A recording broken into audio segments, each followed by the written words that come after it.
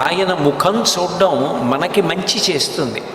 ఈ లోకంలో అత్యుత్తమమైనటువంటి దర్శనాలు కొన్ని ఉన్నాయి. ఉదయిస్తున్నటువంటి సూర్యబింబం అంటే ఎరుపు రంగుతో ఉన్నది కాదు, నారింజ రంగులోకి వచ్చినటువంటి సూర్యబింబం, జ్వలిస్తున్నటువంటి అగ్నిహోత్రం, గురువుగారు, వేదాలు, గోవులు, వృషభం, వేద పాఠశాల, దేవాలయ ప్రాంగణం, ఇటువంటివన్నీ కూడా మంగళప్రదమైనటువంటి దర్శనం. అటువంటి దర్శనాలలో చాలా గొప్పది ఏది అంటే ఏనుగు యొక్క కుంభస్థలం వంక చూడడం. అందుకే పూర్వం ఈయన మహావిద్వాంసుడు అంటే గజారోహణం చేయించి ఏనుగు మీద ఊరేగింపు చేసేవారు. ఎదురైన చోతన మదకరీంద్రము డిగ్గి కేలూతనొసగి ఎక్కించుకొనియే అంటాడు అల్లసాని పెద్దనగారు. ఆ గజారోహణం చేయించడం, ఏనుగు మీద కూర్చోబెట్టడం అంటే అంత గొప్పది. లక్ష్మీదేవి శాశ్వతంగా 5 చోట్ల ఉంటుంది అని. అందులో మొట్టమొదటిది ఏనుగు యొక్క కుంభస్థలం, రెండవది ఆవు యొక్క వెనక తట్టు. అందుకే ఆవుకి ముందు పూజ లేదు, వెనక పూజ. ఎందుకనంటే వెనక లక్ష్మీదేవి ఉంటుంది. మహాభారతం అనుశాసనిక పర్వంలో భీష్మాచార్యుల వారు ధర్మరాజుతో మాట్లాడుతూ అంటారు, లక్ష్మీదేవి ఆవు దగ్గరికి వచ్చి నాకు నీ దగ్గర స్థానం కావాలి అని అడిగితే, నువ్వు చెంచల లక్ష్మివి కాబట్టి నీకు మేము స్థానం ఇవ్వము అన్నాయి ఆవులు. కాదు కాదు, మీరు నాకు స్థానం ఇవ్వకపోతే నా గౌరవం తగ్గిపోతుంది. ఒకటి, నేను చెంచల లక్ష్మిని అన్న మాట వాస్తవమే. కానీ ఎవరు అధర్మాన్ని ఆచరిస్తూ ఉంటారో, ఎవరు సమాజానికి హితము చెయ్యకుండా సమాజాన్ని పాడు చేస్తూ ఉంటారో అటువంటి వారి దగ్గర నుంచి నేను వెళ్ళిపోకపోతే ప్రమాదం. అందుకని వెళ్ళిపోతూ ఉంటాను. నేను వెళ్ళిపోవడం వెనక సమాజహితం ఉంది, భక్తుల దగ్గరికి నేను రావడం వెనక సమాజహితం ఉంది. కాబట్టి నేను చెంచల లక్ష్మిని అని మీరు నాకు స్థానం ఇవ్వకపోతే ఎలా అని లక్ష్మీదేవి అడిగితే, గోవులు మామూత్ర పురీషంబులు భామ వేదంబులెరుగు పరమ పావనములు కావున నీవా నెలవుల కొలువయ్యుండుము ఇంపు తలకొనమాకున్ అన్నాయి. మా మూత్రపురీషములున్నాయే, గోమూత్రము గోపురీషము, ఆవు మూత్రము ఆవు పేడ, ఈ రెండూ కూడా చాలా పవిత్రమైనవి అని వేదములు కూడా కీర్తిస్తున్నాయి. అందుకే మీరు ఎప్పుడైనా ఏదైనా వ్రతం కల్పం చదివితే ఇంటికి ఈశాన్య భాగమునందు ఆవు పేడతో ఒలికి అని ఉంటుంది. ఆవు పేడ తగిలినంత మాత్రం చేత ఆ భూమి శుద్ధి అవుతుంది. గోవు తిరిగిన ప్రదేశం కన్నా పరమ పవిత్రమైనది లోకంలో ఉండదు. అటువంటి ఆవు పేడలో, గోమూత్రములో లక్ష్మీదేవి ఉంటుంది. అందుకే గోవుకి పృష్ఠభాగమునందు పూజ, ఏనుగుకి కుంభస్థలంలో లక్ష్మీదేవి ఉంటుంది, ఆవుకి వెనక తట్టులో ఉంటుంది, తామర పువ్వులో ఉంటుంది, బిల్వం మారేడు దళంలో ఉంటుంది. 5వ స్థానం సువాసిని పాపట తీసుకునేటటువంటి ప్రారంభ స్థానంలో సింధూరం కానీ కుంకం కానీ పెట్టుకుంటారు.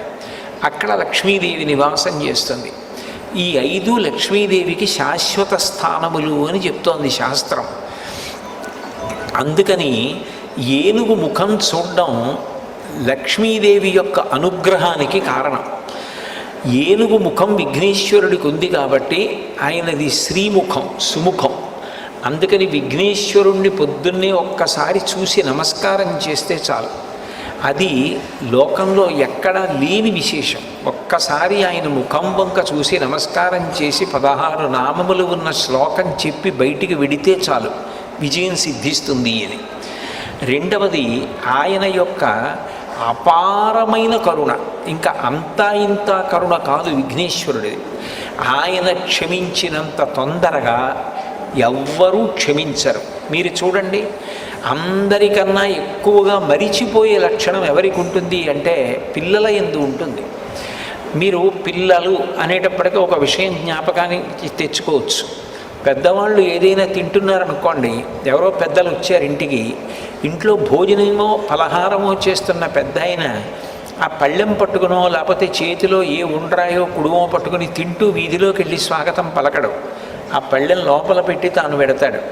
విఘ్నేశ్వరుడు ఒక్కడు మాత్రం చేతిలో కుడుము పట్టుకుని తిరుగుతూ ఉంటాడు. అంటే పిల్లవాడి లక్షణం.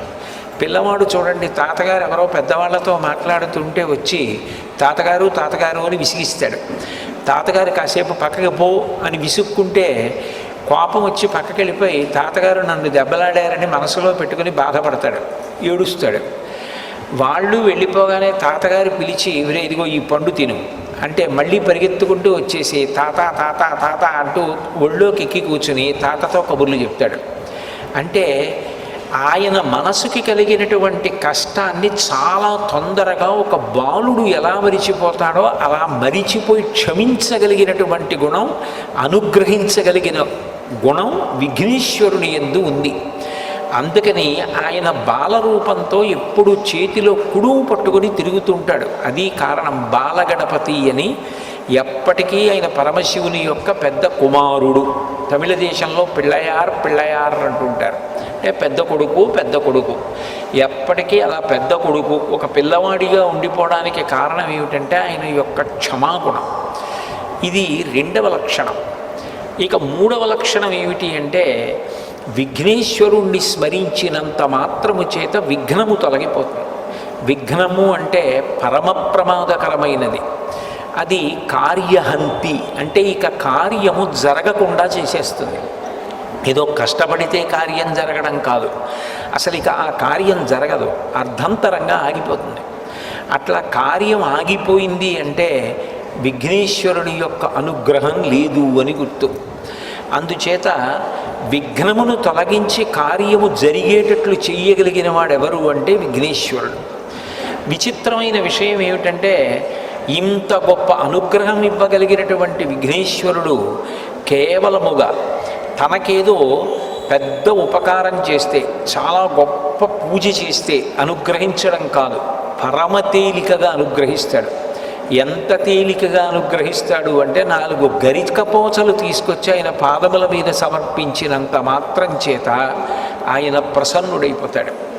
అందుకే ఎక్కడా లేని రీతిలో ఈ గరికతోటి విఘ్నేశ్వరుడికి పూజ, అంటే ఆయన యొక్క సౌలభ్యాన్ని ఆ పూజ తెలియచేస్తుంది. అటువంటి విఘ్నేశ్వరుడి పూజ మీరు గమనిస్తే మీకు ఒక విచిత్రం కనపడుతుంది. శ్రీరామ నవమి ఉందనుకోండి, చైత్రమాసంలో శుక్లపక్షంలో వచ్చే నవమి శ్రీరామ నవమి. కృష్ణాష్టమి ఉందనుకోండి, శ్రావణ మాసంలో కృష్ణపక్షంలో అష్టమి నాడు వచ్చేటటువంటిది కృష్ణాష్టమి. మాస శివరాత్రి ఉందనుకోండి, ప్రతీ నెల కృష్ణపక్షంలో వచ్చే చతుర్దశి మాస శివరాత్రి. శుక్లపక్షంలోనైనా వస్తుంది, కృష్ణపక్షంలోనైనా వస్తుంది. పౌర్ణమి అమ్మవారికి అత్యంత పూజకి యోగ్యమైనటువంటి తిథి, అది నెలలో ఒక్కమారు వస్తుంది. కానీ విఘ్నేశ్వరుడికి సంబంధించినటువంటి పూజ శుక్లపక్షంలోనూ కృష్ణపక్షంలోనూ 2 సార్లు వస్తుంది. శుక్లపక్షంలో వచ్చేటటువంటి 4వ తిథి ఏదైతే ఉందో ఆ చతుర్థి విఘ్నేశ్వరుడి యొక్క పూజకి ఉద్దేశింపబడింది. వరసిద్ధి వ్రతకల్పము అని భాద్రపద మాసంలో శుక్లపక్షంలో చతుర్థి తిథి నాడు చేస్తారు. మళ్ళీ సంకటహర చతుర్థి అని కృష్ణపక్షంలో వచ్చేటటువంటి చతుర్థి అంటే 4వ తిథి నాడు చేస్తారు. విచిత్రం ఏమిటంటే శుక్లపక్షంలో వచ్చే 4వ తిథి నాడు విఘ్నేశ్వరుడికి వ్రతం, కృష్ణపక్షంలో వచ్చేటటువంటి 4వ తిథి నాడు కూడా విఘ్నేశ్వరుడికి వ్రతం. ఈ 2 కూడా విఘ్నేశ్వర సంబంధమైన వ్రతాలే. ఇంకా విచిత్రమైన విషయం ఏమిటంటే ఈ 2 వ్రతాలని నిర్ణయించినటువంటి వాడు కూడా విఘ్నేశ్వరుడే. ఇవి ఇట్లా జరగాలి, ఈ కల్పం ఇట్లా ఉండాలి, ఇటువంటి కథ చెప్పుకోవాలి అని దానికి నిర్ణయం చేసినటువంటి వాడు కూడా విఘ్నేశ్వరుడే. నిజానికి సంకటం అనేటటువంటి మాట ఊహ చేయడానికే పరమ భయంకరమైనది. జీవితంలో ఏ కారణం చేత కూడా రాకూడని కష్టం ఏది అంటే సంకటం. సంకటము అన్న మాటకు అర్థం ఏమిటంటే ఇరుకైన దాని యందు చిక్కుకొని పోవుట. మీకు బాగా అర్థమయ్యేటట్టు చెప్పాలి అంటే ఎవరో ఒక వ్యక్తి నడుస్తుండగా ఆయన నడుస్తున్న చోట ఉన్నటువంటి రాయి అపభ్రంశమై ఆయన పడిపోయాడు. ఆ పడిపోయినప్పుడు ఏమైపోయింది అంటే 2 పెద్ద పెద్ద బండరాళ్ళ మధ్యలోకి దిగిపోయాడు. ఇప్పుడు ఆయన బండరాళ్ళు తొలగించలేడు, ఆయన పైకి రాలేడు.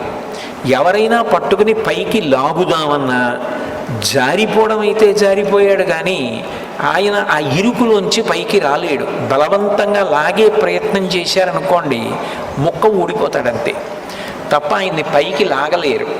ఇప్పుడు ఆయన రెండు బండరాళ్ల మధ్యలో ఇరుక్కుపోయి పైకి రాలేక ఆ ఇరుకులో ఉండిపోతే ఆయన ఎంత భయాన్ని పొందేస్తాడో. అక్కడ ఇరుక్కుపోయిన వాడు ఇక పైకి రాలేను, నా ప్రయత్నం సరిపోదు, బయట ఉన్నవాళ్ళు కూడా నన్ను తీయడం సాధ్యం కాదు, అటువంటి విచిత్రమైన పరిస్థితుల్లో నేను ఈ ప్రమాదంలో ఇరుక్కుపోయాను, ఇక నేను బయటికి రాలేను అన్నప్పుడు ఆ వ్యక్తి ఎంత కష్టంలో ఉంటాడో అంతటి కష్టం కలగడాన్ని సంకటము అని పిలుస్తారు. అటువంటి సంకటాన్ని కూడా తీయగలిగిన వాడు ఎవరు అంటే విఘ్నేశ్వరుడు. మీరు అందుకే కొంచెం జాగ్రత్తగా పరిశీలిస్తే కాలంలో భాద్రపద మాసంలో వస్తుంది విఘ్నేశ్వరుని యొక్క ఈ చతుర్థి. కారణం ఏమిటంటే మీరు చూడండి, శ్రావణ మాసం వర్షాలు, నభోమాసం అంటారు, నల్లటి మబ్బులు ఆకాశంలో బాగా కిందకి దిగి వచ్చేస్తాయి, వచ్చేసి చీకటిగా ఉండి విశేషంగా వర్షం పడుతుంది. భాద్రపద మాసం వచ్చేటప్పటికీ అంతకుముందు శ్రావణ మాసంలో వర్షాలు పడిపోయిన కారణం చేత తీగలు డొంకలు అన్నీ పెరిగిపోతాయి. అరణ్యంలో ముందు శాకాహారం తినే ప్రాణులు బాగా తింటే తప్ప మాంసాహారం తినే ప్రాణులకు ఆహారం దొరకదు. ముందు ఒక కుందేలో లేడో జింకో కడుపు నిండా తిందనుకోండి, అప్పుడు మాంసాహారం తినే పెద్ద పులి సింహం లాంటివి ఆ లేడినో జింకనో తింటాయి. అది తినాలంటే అరణ్యంలో స్వేచ్ఛగా తిరగాలి. తిరగడానికి తీగలు మొక్కలు డొంకలు అడ్డొచ్చేస్తాయి. అప్పుడు దాన్ని తొలగించేది ఎవరు అంటే మొట్టమొదట ఏనుగు నడుస్తుంది. ఏనుగు కేవలం నడిచి వెళ్ళిపోతుంది. ఏనుగు యొక్క శరీరమే దానికి గొప్ప ఉపకరణం. అది నడిచి వెళ్ళిపోతుంటే తీగలు అవి అన్నీ తెగిపోతాయి. దాని తొండంతో అది అడ్డొచ్చిన వాటన్నింటినీ తొలగతోసుకుంటూ కాళ్ళతో తొక్కుతూ వెళ్ళిపోతుంది. ఏనుగు వెళ్ళిపోయిందనుకోండి, మార్గం వచ్చేస్తుంది. ఆ మార్గంలో లేళ్ళు జింకలు వెళ్ళిపోతాయి. నాయకుడు అన్న మాటకు అర్థం ఏమిటంటే ముందు నుండి నడిపించగలిగినటువంటి వాడిని నాయకుడు అంటారు. నయన నాయక, నయనం అంటే కన్ను, ఇది ముందు పనిచేస్తుంది, దూరంగా ఉన్నదాన్ని కూడా చూస్తుంది, మనసు దాని యందు అనురక్తమవుతుంది, ముందు కన్ను పెడుతుంది. నాయకుడు ముందు ఎడతాడు, నాయకుడు వెనక మిగిలిన వాళ్ళందరూ నడుస్తారు. ఆ నాయకుడు దారి తప్పాడు అనుకోండి, వెనకనున్న వాళ్ళందరూ కూడా దారి తప్పుతారు. నాయకుడే గోతిలో పడిపోయాడు అనుకోండి, వెనకనున్న వాళ్ళందరూ గోతిలో పడిపోతారు. అందుకని నాయకుడు విశిష్టమైన నాయకుడై ఉండాలి. వి అన్న అక్షరానికి సంస్కృతంలో గొప్పది అన్న అర్థం ఉంటుంది, చెడ్డది అన్న అర్థం ఉంటుంది. అది సందర్భాన్ని బట్టి వి ఎలా వాడారు అన్నది చూసుకోవాలి. వినాయకుడు అంటే విశిష్టమైన నాయకుడు. విఘ్నేశ్వరుడికి ఒక్క నమస్కారం పెడితే ఆయన ముందు నడుస్తాడు. ఆయన ముందు నడుస్తున్నాడు అనుకోండి, విఘ్నములన్నిటినీ పోగొట్టేస్తాడు. మీకు ఆశ్చర్యకరమైన విషయం ఏమిటంటే విఘ్నేశ్వరుడు విఘ్నములను పోగొట్టడమే కాదు, విఘ్నమును కల్పిస్తాడు కూడా. ఒక్కొక్క చోట ఇద్దరు వినాయకులు ఉంటారు. ఇద్దరు వినాయకులు ఉంటే గుర్తు ఏమిటంటే ఒకడు విఘ్నకరుడు, విఘ్నాన్ని కల్పిస్తాడు, ఇంకొక ఆయన విఘ్నహరుడు, విఘ్నాన్ని తీసేస్తాడు. విఘ్నం ఎందుకు కల్పిస్తాడు అంటే ఒకడు అత్యంత ప్రమాదకరమైన పని ఏదో చేయబోతున్నాడు అనుకోండి, వాడు సమాజానికి అంతటికీ కూడా ప్రమాదము జరిగేటటువంటి పని సమాజం మీద అక్కసుతో చేయడానికి సిద్ధపడుతున్నాడు. వాడు చేద్దామనుకున్న పని జరగకుండా విఘ్నేశ్వరుడు అడ్డొచ్చి సమాజాన్ని కాపాడతాడు. అప్పుడు ఆయన విఘ్నకరుడు. అంటే చెడు చేసే వాళ్ళకి విఘ్నం కల్పించి చెడు జరగకుండా చేసి సమాజాన్ని కాపాడతాడు. మంచి చేసే వాళ్ళకి విఘ్నం అడ్డు రాకుండా చూసి విఘ్నాన్ని తొలగించి కాపాడతాడు. అందుకని విఘ్నకరుడు విఘ్నహరుడు అని ఇద్దరు వినాయకులు ఒకే దేవాలయంలో కనపడితే అది గుర్తు. అటువంటి విఘ్నేశ్వరుడు సంకటహర వినాయకుడు. అంటే ఆయన సంకటంలో పడిపోయి జీవితంలో ఇక పైకి రాలేకపోయినటువంటి అత్యంత ఇరుకైన ప్రదేశంలో చిక్కుకుపోయిన వాడిని కూడా, అంత కష్టంలో పడిపోయిన వాడిని కూడా పైకెత్తుతాడు. నిజంగా చెప్పాలి అంటే జీవితంలో సంకటహర చతుర్థి అనేటటువంటిది చేసుకుని తీరాలి. సంకటహర చతుర్థి వ్రతం ఒక్కసారైనా చెయ్యాలి. నేనైతే ఏం చెప్తానంటే వ్యక్తిగతంగా సాధ్యమైనంత వరకు సంకటహర చతుర్థి వ్రతాన్ని ప్రతివారు సంవత్సరంలో ఒకసారైనా చేసుకోవడం అలవాటు చేసుకోవాలి. నేను ఎందుకు ఈ మాట అంటున్నానంటే, వేదవ్యాసుడు దేవీ భాగవతం చేస్తూ ఒక మాట అంటాడు, కాలో హి బలవాన్ కర్త సతతం సుఖదుఃఖయో నరాణం పరతంత్రాణం పుణ్యపాపానుయోగత. భగవంతుడు మనకొక సుఖాన్ని ఇస్తే మన పుణ్యాన్ని అడ్డుపెట్టిస్తాడు, మనకి దుఃఖాన్ని ఇస్తే మనం చేసిన పాపాన్ని అడ్డుపెట్టిస్తాడు. నేను చేసిన పుణ్యమేదో నాకేం తెలుసు, నేను చేసిన పాపమేదో నాకేం తెలుసు, అనుభవంలోకి వచ్చేశాక తెలుస్తుంది. అది అనుభవంలోకి వచ్చేసి సంకటం ఏర్పడిపోయిన తరువాత పరుగులు తీసే కన్నా అటువంటి సంకట స్థితి రాకుండా ముందే సంకటహర చతుర్థి వ్రతాన్ని చేసుకున్నారనుకోండి, శాస్త్రం మీద నమ్మకం ఉండడమే శ్రద్ధ అని పిలువబడుతుంది. దాని వలన వచ్చే ఇబ్బంది ఏముంది? పెద్దలు చెప్పారు, శాస్త్రాలు చెప్పాయి, పురాణాలు చెప్పాయి, ఆ సంకటహర చతుర్థి వ్రతం చేసుకుంటున్నాం. ఈ సంకటహర చతుర్థి వ్రతం అనేటటువంటిది పరమ ప్రఖ్యాతి వహించింది. సర్వసాధారణంగా సంకటమునందు ఒక రాజుగారు పడిపోయాడండి, ఒక మనిషి పడిపోయాడండి అన్నాను అనుకోండి, అప్పుడు అది సహజం కదా అంటాం. కాదు, సంకటం అనేది ఎంత కష్టమైనదో చెప్పడానికి ఆయన సాక్షాత్ పరిపూర్ణావతారమైన కరుణాసముద్రుడైన ఆయన అట్లా ఇరుక్కునే అవకాశం లేకపోయినా లోకానికి దాని యొక్క వ్యగ్రతని చూపించడానికి శ్రీకృష్ణ భగవానుడే స్వయంగా సంకటంలో ఇరుక్కున్నాడు. అది ఆయన తొలగించుకోలేక కాదు, లోకానికి సంకటం ఎంత భయంకరంగా ఉంటుందో చెప్పడానికి సంకట స్థితిని ముందు కృష్ణుడు అనుభవించాడు. చూడండి, కష్టం తల్లి తండ్రి అనుభవించి పిల్లల్ని సుఖపెడతారు.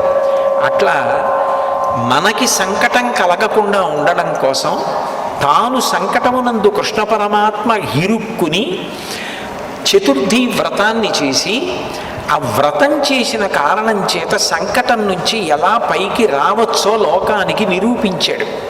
విశేషం ఏమిటంటే, ఇందులో మేనమామ మేనల్లుడి యొక్క పాత్ర గొప్పది.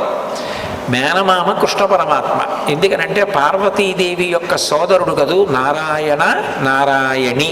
కృష్ణ పరమాత్మగా వచ్చినప్పుడు ఆయనేమో నంద యశోదల దగ్గర మొట్టమొదట వెళ్ళి పడుకున్నాడు. పుట్టినది దేవకీ వసుదేవులకి. ఆ దేవకీ వసుదేవులకి కూతురుగా యోగమాయ అమ్మవారు వచ్చింది. ఆమె జన్మించింది నంద యశోదలకి జన్మించింది. అంటే ఒకే తల్లిదండ్రులకు జన్మించిన కొడుకు కూతురు ఏమవుతారు? అన్నా చెల్లెళ్ళు అవుతారు. నారాయణ నారాయణి. హంస హంసిని అన్నాను అనుకోండి, భార్యాభర్తలు. శివ శివాని భార్యాభర్తలు. భవ భవాని భార్యాభర్తలు.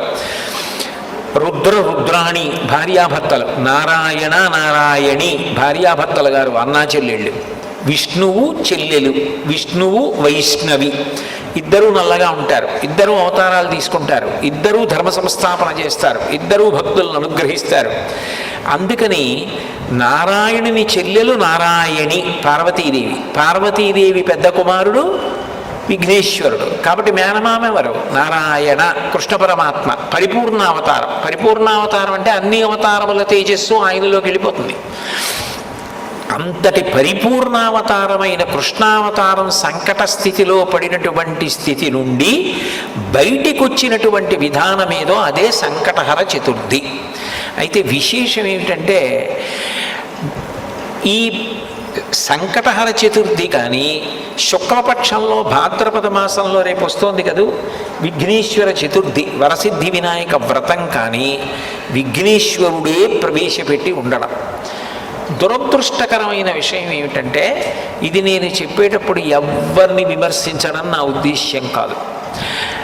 ఈ సంకటహర చతుర్థి వ్రతానికి సంబంధించినటువంటి విషయం కానీ, భాద్రపద మాసంలో శుక్లపక్షంలో వచ్చేటటువంటి చతుర్థి వ్రతం చేసుకున్నప్పుడు చెప్పేటటువంటి కథ కానీ పురాణమునందు ఎట్లా చెప్పబడిందో అట్లా చెప్పకుండా చిత్ర విచిత్రంగా అర్థం లేనటువంటి మార్పులతోటి చెప్పబడుతుండడం చాలా బాధాకరమైనటువంటి విశేషం.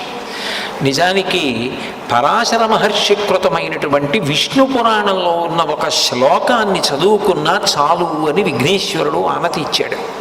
కారణం ఏమిటంటే, నిజానికి శమంతకోపాఖ్యానం అనేటటువంటి కథ జ్ఞాపకం పెట్టుకోవడం చాలా చాలా కష్టమైనటువంటి కథ. అది మీరు ఒకసారి విన్నారనుకోండి, మీకు బాగా జ్ఞాపకం ఉండిపోయిందనుకోండి, చాలా సంతోషకరమైన విషయం. కానీ అంత తేలికగా జ్ఞాపకం ఉండిపోవడం సాధ్యం కాదు. కొంచెం మలుపులు అట్లా తిరిగిపోతుంది. అందుకని విఘ్నేశ్వరుడు ఎంత దయామయుడంటే, మీరు ఈ కథంతా యథాతథంగా చెప్పుకోలేకపోతే ఒక్క శ్లోకాన్ని చదవండి చాలు, మీరు శమంతకోపాఖ్యానం చెప్పుకున్నట్లుగా నేను అనుగ్రహిస్తాను అన్నాడు. ఇప్పుడు నేను ఆ శమంతకోపాఖ్యానము వలన ఈ భాద్రపద శుక్లపక్షంలో వచ్చే చతుర్థీ వ్రతం ఎలా వచ్చింది, కృష్ణపక్షంలో వచ్చేటటువంటి చతుర్థి సంకటహర చతుర్థి ఎలా వచ్చింది అన్న విషయాల గురించి మాట్లాడడానికి ప్రయత్నం చేస్తాను. అయితే ఇందులో చాలా ముఖ్యమైనటువంటి విషయములు అనేకము చెప్పబడ్డాయి కాబట్టి వీటన్నింటినీ కూడా ప్రస్తావించడం, అనేక శ్లోకాలు పద్యాలతోటి ఉటంకించడం దీర్ఘకాలం తీసుకుంటుంది. కాబట్టి సాధ్యమైనంత తేలికగా మీకందరికీ అర్థమవ్వడానికి అవకాశం కల్పించడం కోసం నాకు భగవంతుడిచ్చినటువంటి అనుగ్రహం మేరకు కేవలము వచనముగా మీకు అందించడానికి ప్రయత్నం చేస్తాను. పూర్వం యదువంశంలో నిఘ్నుడు అని ఒక మహారాజు గారు ఉండేవారు. ఆయనకి 2 కుమారులు, సత్రాజిత్తు, ప్రసేనుడు. ఆ సత్రాజిత్తు సూర్య భగవానుడిని ఆరాధన చేశాడు. ఆరాధన చేసినప్పుడు సూర్య భగవానుడు ప్రత్యక్షమయ్యాడు. ప్రత్యక్షంగా కంటికి కనపడేటటువంటి పరబ్రహ్మస్వరూపం సూర్య భగవానుడు. సృష్టికర్త, స్థితికర్త, ప్రళయకర్త ముగ్గురు కలిసిపోయి ఒక వెలుగుల ముద్ద అయిపోయి కనపడితే ఈ కంటితో చూడడానికి వీలైనటువంటి పరబ్రహ్మస్వరూపం సూర్య భగవాన్. అందుకే తిక్కన గారు భారతంలో నీరజాకరములు నిష్ఠయై చేసిన భవ్యతపంబు ఫలమనంగా దినసముఖాకి నందిత చక్రయుగ్మకంబులయనురాగంపు బ్రూవనంగా హరిహర బ్రహ్మ మహానుభావంబులొక్కటింకాగరగిన గట్టి అనగా అతుల వేదత్రయ లతికాచయము పెనుబంధం పుట్టెడు మూల కందమనగా అఖిల జగముల కందర ఎగుచు జనసమాజ కరపుట హృదయ సరోజములకు ముకుళనంబును జృంభణంబును నర్చి భానుబింబంబు పూర్వాద్రిపై వెలింగే అంటారు. హరిహర బ్రహ్మ మహానుభావంబులొక్కటింకాగరగిన గట్టి అనగా సృష్టికర్త, స్థితికర్త, ప్రళయకర్త ముగ్గురు కలిసి పరబ్రహ్మముగా ఈ కంటితో చూడడానికి వీలైన కాంతిపుంజంగా ఆకాశంలో ప్రకాశిస్తే అదే సూర్యనారాయణమూర్తి. ఆ సూర్యుణ్ణి ఉపాసన చేశాడు సత్రాజిత్తు. ఉపాసన చేస్తే సూర్య భగవానుడు ప్రత్యక్షమయ్యాడు. ఒక రూపంతో భూమి మీదకి దిగొస్తే ప్రత్యక్షమయ్యాడు అంటారు. ఈ కంటితో చూడడానికి వీలుగా తన తేజస్సుని తగ్గించుకుని వస్తాడు భగవంతుడు. అట్లా వచ్చాడు. వస్తే స్తుతి చేసినటువంటి సత్రాజిత్తు సూర్యనారాయణమూర్తి యొక్క మెడలో ఉన్నటువంటి శమంతకమణిని అడిగాడు. అడిగితే సూర్య భగవానుడు అన్నాడు, ఈ శమంతకమణిని ఇవ్వడానికి నాకు అభ్యంతరం లేదు, నేను నీకు ఇస్తాను. కానీ ఈ శమంతకమణి వలన కొన్ని ప్రయోజనాలు ఉన్నాయి, కొన్ని ప్రమాదాలు ఉన్నాయి. ఈ శమంతకమణి రోజుకి విశేషంగా బంగారాన్ని ఇస్తుంది, బారువుల బంగారం ఇస్తుంది. అంత బంగారం ఒక వ్యక్తి దగ్గర పెరిగిపోతే లోకకంటకుడవుతాడు. అంటే లోకమంతా కూడా ఆయన్ని నిందిస్తుంది, అంత డబ్బుందని అసూయ చేత. అది ఒకటో ప్రమాదం. రెండవది, ఈ శమంతకమణి ఎవరు మెడలో వేసుకున్నారో వారు ఎప్పుడూ బాహ్యమునందు ఆంతరమునందు శౌచంతో ఉండాలి. అంటే మూత్ర విసర్జన చేసిన, శరీరంలోంచి ఏదైనా మలం బయటికి వెళ్ళినా వెంటనే కాళ్ళు చేతులు కడుక్కుని ఆచమనం చేయాలి, స్నానం చేయాలి. లోపల దుర్మార్గమైన ఆలోచనలు రాకూడదు. అటువంటివి కానీ వచ్చి ఈ మణిని మెడలో ధరిస్తే అది ఎవరు మెడలో వేసుకున్నారో వాళ్ళని సంహరిస్తుంది, వాళ్ళు చనిపోతారు. కాబట్టి ఈ మణి వలన ప్రయోజనము ఉంది, ప్రమాదము ఉంది.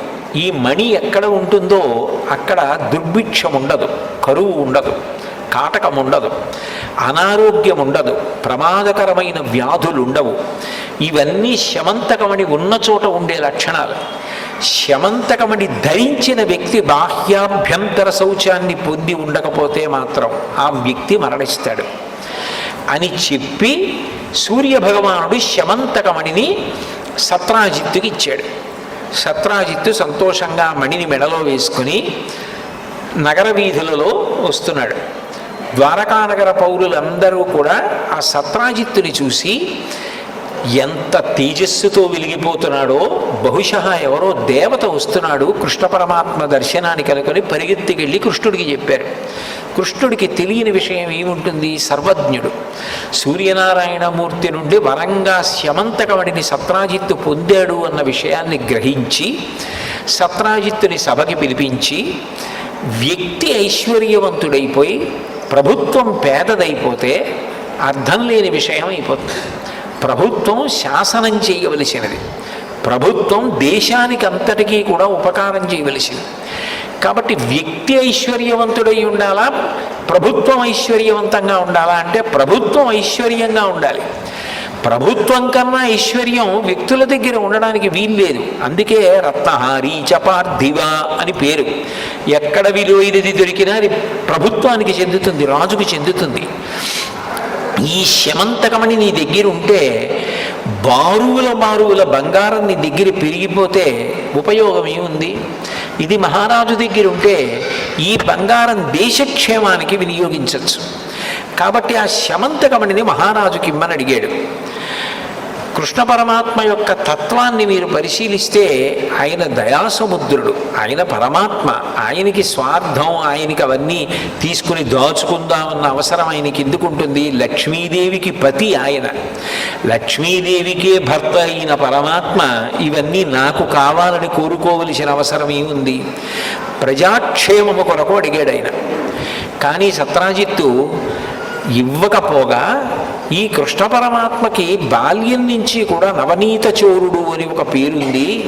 ఈ శమంతకమణిని అపహరిస్తాడేమోనని భయపడి తన దగ్గర పెట్టుకోవడం మానేశాడు. అంటే ఆంతరమునందు శౌచము పోయింది, భగవంతుడికి వ్యతిరేకమైన ఆలోచన వచ్చింది, స్వార్థం పెరిగిపోయింది. ప్రభువు దగ్గర ఉండవలసినది తన దగ్గరే ఉండాలని కోరిక పెరిగింది. ఇదంతా కూడా ఆంతర శౌచం పోవడానికి కారణమైంది. తన దగ్గర ఉంటే ప్రమాదం జరుగుతుందేమోనని తన తమ్ముడు ప్రసేనజిత్తుకి ఇచ్చి ఇది నువ్వు మెడలో వేసుకు తిరిగన్నాడు. ప్రసేనజిత్తు మెడలో వేసుకు తిరుగుతూ ఉండేవాడు. ఒక రోజున ప్రసేనజిత్తు వేటకి బయలుదేరాడు.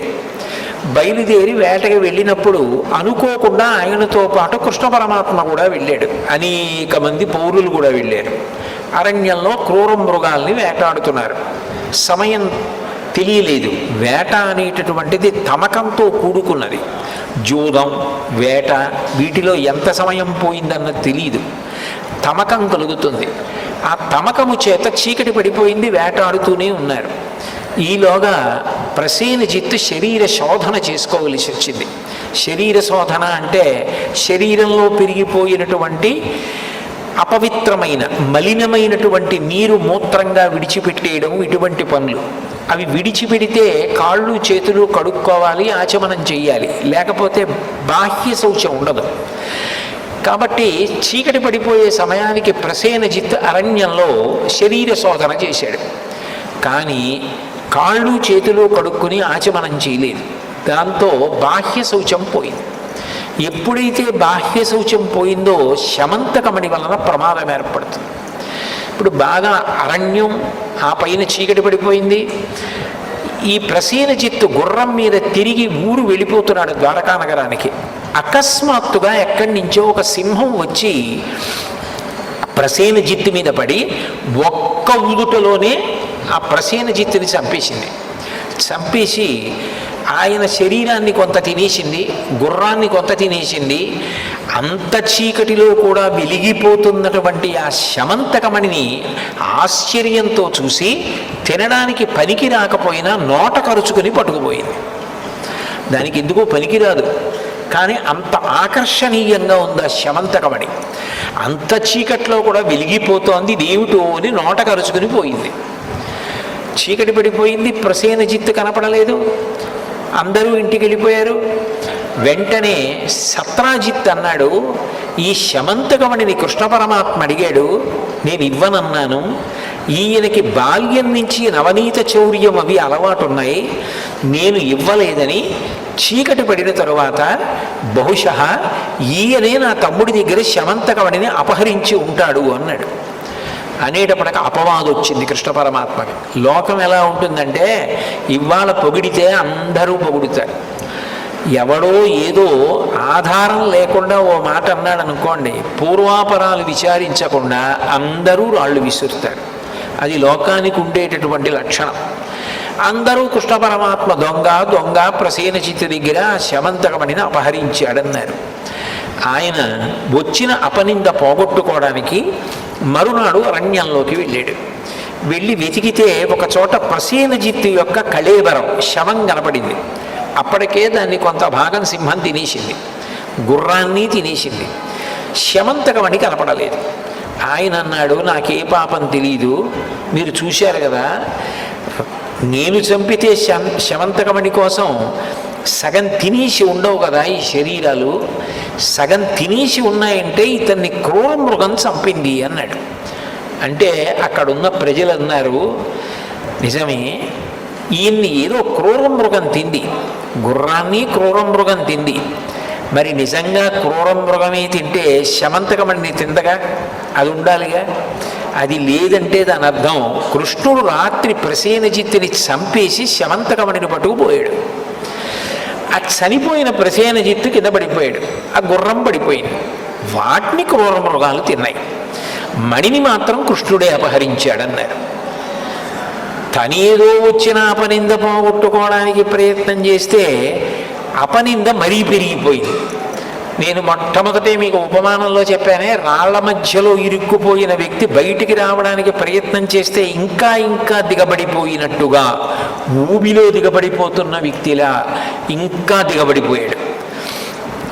కాదు, నా మీద వచ్చిన అపవాదు పోగొట్టుకోవాలని ఆయన మరింత ప్రయత్నం చేద్దామని అక్కడ ఏ అడుగుజాడలు ఉన్నాయి చూశాడు.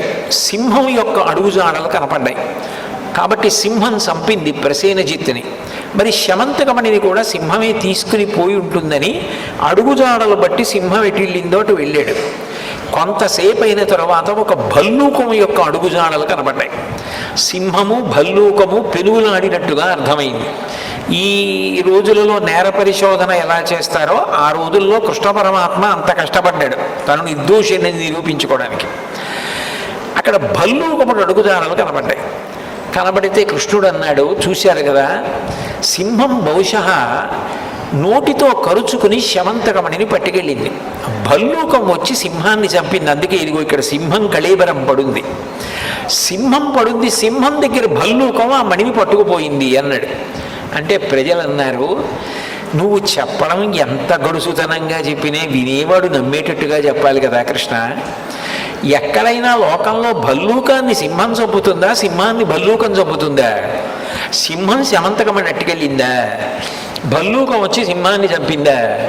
చంపి భల్లూకం పట్టుకెళ్ళిపోయిందా శమంతకమణిని? ఇది మళ్ళీ ఇంకో కొత్త అబద్ధం సృష్టించావు నువ్వు అన్నారు. ఎంత బయటికి వద్దామని ప్రయత్నం చేస్తే అంతగా అపవాదు బలపడిపోతోందనుకుని భల్లూకం ఎటు వెళ్ళిందో అటు వెళ్ళారు. వెడితే ఆ భల్లూకం ఒక పెద్ద గుహలోకి వెళ్ళిపోయినట్లుగా కనపడింది. కృష్ణ పరమాత్మ గుహలోకి దిగి నడుస్తున్నాడు. అది బహు ఇరుకుగా ఉంది. ఆయన తన శరీరపు కాంతిని దీపంగా చేసుకుని నడుస్తున్నాడు. వాళ్ళకి అనుమానం వచ్చింది, వెనకనొచ్చిన వాళ్ళకి, ఒరే మనల్ని ఇట్లాగే మెల్లగా గుహలోకి తీసుకెళ్ళి తను తప్పుకుని మన నీ గుహలో ఉంచేసి ఏ రాళ్ళు అడ్డుపెట్టి వెళ్ళిపోతాడో ఏమిటో, ఎందుకు వచ్చిన గొడవ? నువ్వు నిజంగా నిర్దోషివైతే ఆ భల్లూకాన్ని చంపి శమంతకమణిని పట్టుకుని రా, నమ్ముతాం, అప్పటిదాకా మేము గుహ బయట ఉంటామని వాళ్ళందరూ వెళ్ళిపోయి గుహ బయట నించున్నారు. ఒక్క కృష్ణుడిని గుహలో వదిలేశారు. ఆయన గుహలో బయలుదేరి లోపలికి వెడుతున్నాడు.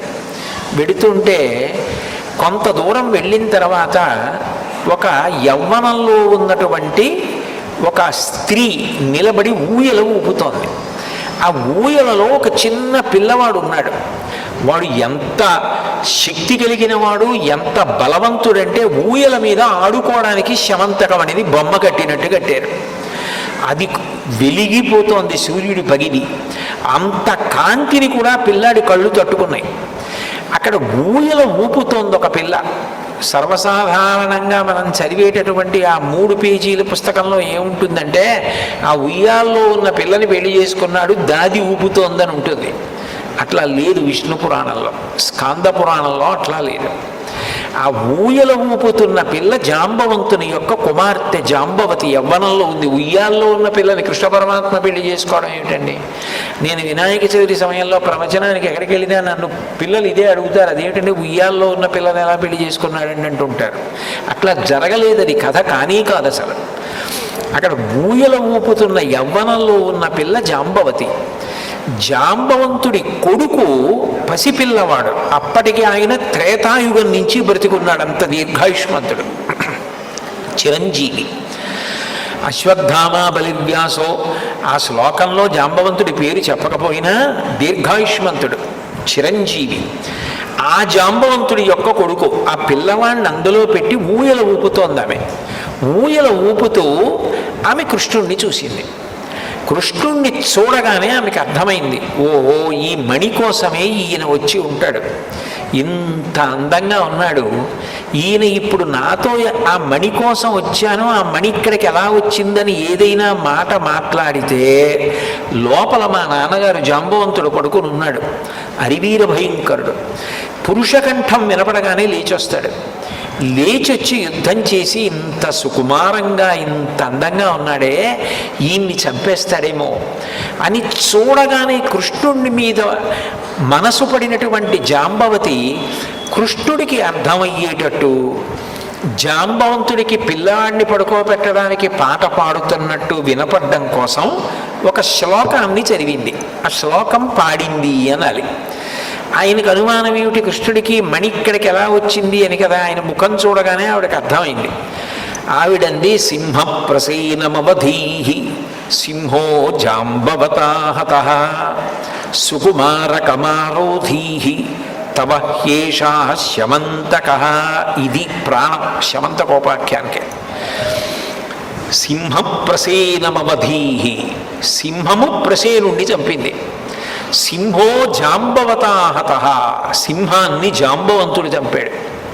సుకుమారక మారోధీహి, ఉయ్యాలలో పడుకున్న సుకుమారుడైన పిల్లాడా. నిజానికి అది ఉద్దేశించి చెప్తున్నది కృష్ణుడికి. సుకుమారంగా ఉన్నటువంటి ఓ కృష్ణ, మారోధీహి, దీని గురించి విచారించవద్దు. జాంబవంతుడికి ఏమని అర్థం అవుతోంది? సుకుమారక మారోధీహి, ఓ చిన్నపిల్లాడా ఏడవకు, నాన్నగారు నీకోసమే శమంతకమణి తెచ్చారు. తవ హ్యేషా శమంతకః, బొమ్మని చూసి పిల్లలు ఆడుకున్నట్టు అదిగో శమంతకమణి చూస్తూ ఆడుకో అని ఉయ్యాలు ఊపుతోంది. పిల్లవాడిని ఊపుతోంది, పాట పాడుతోందని జాంబవంతుడు అనుకుంటున్నాడు. ఈ శమంతకమణి ఇలా వచ్చిందని కృష్ణుడికి చెప్తోంది. ఈ శమంతకమణి గురించి చప్పుడు చేయకుండా గుట్టుగా పట్టుకుపోని అందులోనే అన్యాపదేశంగా చెప్పింది. సుకుమార కమారోధీహి తవ హ్యేషా శమంతకః, ఈ మణి కోసం వచ్చుంటావు, ఈ మణిని తీసుకెళ్ళిపోంది. అంటే మణిని గుట్టు చప్పుడు కాకుండా పట్టుకెళ్ళిపోయి కృష్ణ పరమాత్మ క్షేమంగా ఉండాలి. అది ఆవిడ నిస్వార్థమైన ప్రేమ. చూడగానే భగవంతుని యందు ఆమెకి అంత అనురాగం కలిగింది. కథ తిరగాలి కదూ. ఏమిటి శ్లోకం ఎందుకు ఇలా పాడుతోందని జాంబవంతుడు లేచొచ్చాడు. అక్కడ కృష్ణ పరమాత్మ ఉన్నాడు. చూడగానే పరపురుషుడు. ఇక్కడికి ఎందుకు వచ్చావని అడిగాడు. నువ్వెవరని అడిగాడు కృష్ణుడు. మాట పెరిగింది. ఇద్దరూ యుద్ధం మొదలుపెట్టారు. 21 రోజుల యుద్ధం జరిగింది. ఆ యుద్ధం జరగడంలో స్రవించినటువంటి రక్తం ప్రవహించి ప్రవహించి ప్రవహించి ఏటిగా బయటికి వెళ్ళింది. బహుశా విఘ్నేశ్వరుడు ఎక్కడ వ్యక్తమై విఘ్నేశ్వరుడు ఎక్కడ అనుగ్రహం చూపించాలన్న ప్రవాహం ముందలా వెడుతుందో ఏమో మరి. కాణిపాకంలో కూడా మరి అలాగేగా, బావిలోంచి మొట్టమొదట నెత్తురే వచ్చింది. ఆ తర్వాత ఈ కాణిపాకం 1.5 ఎకరాల వరకు ఉన్నటువంటి భూమి తడిసిపోయేటట్టుగా కొబ్బరికాయలు కొట్టి నీళ్లు ప్రవహిస్తే విఘ్నేశ్వర మూర్తి వ్యక్తమైంది.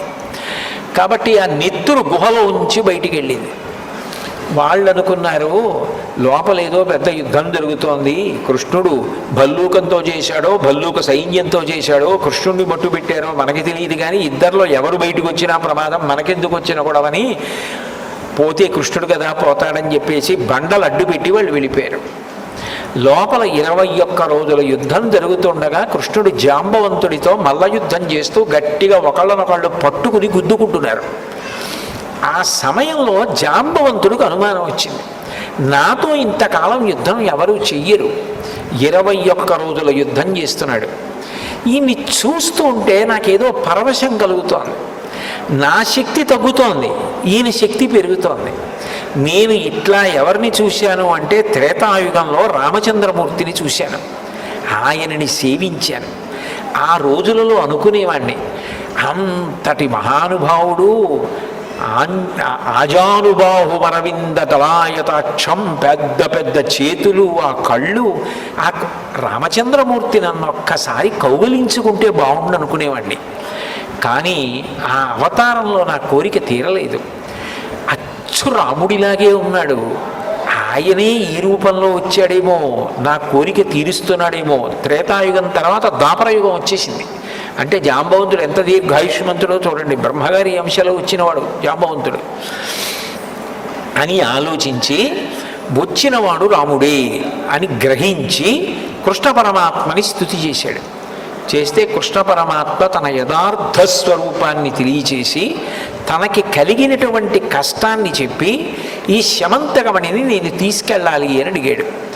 పరమ సంతోషం స్వామి, మీకు శమంతకమణి ఇవ్వడానికి నాకు అభ్యంతరం ఏముంటుంది, శమంతకమణే కాదు దీనితో పాటుగా నీకు నా కుమార్తె అయిన జాంబవతినిచ్చి వివాహం చేస్తున్నానన్నాడు. అంటే ఇప్పుడు మీరు బాగా గుర్తుపట్టాలి, శమంతకోపాఖ్యానంలో శమంతకమణి కృష్ణుడికి పెళ్ళిళ్ళు చేయడం మొదలెట్టింది. శమంతకమణితో పాటు జాంబవతి కూడా లభించింది. ఇప్పుడు కృష్ణుడు జాంబవతిని శమంతకమణిని తీసుకుని ద్వారకానగరానికి వచ్చి, ఇదిగో నా యందు ఏ దోషం లేదు, శమంతకమణిని తీసుకొచ్చాను, సత్రాజిత్తు నీకు ఇచ్చేస్తున్నాను, నేను మీ తమ్ముడిని చంపలేదు, ఇప్పటికైనా నమ్ముతావా? జాంబవంతుడు తీసుకెళ్ళాడు, ఇదిగో జాంబవంతుడిని ఓడించి తీసుకొచ్చాను, జాంబవతిని కూడా పరిణయమాడుతున్నాను అని చెప్పాడు. సత్రాజిత్తు చాలా పరితాపం పొందాడు. అక్కడతో అయిపోతే సంకటహర చతుర్థి శమంతకోపాఖ్యానం గుర్తుపెట్టుకోవడం కష్టం అనవలసిన అవసరం ఏముందండి? కానీ అక్కడతో అవలేదు కథ. సంకటంలో పడిపోవడం అంటే అంత తేలిగ్గా వదిలిపెడుతుందా సంకటం అన్నది?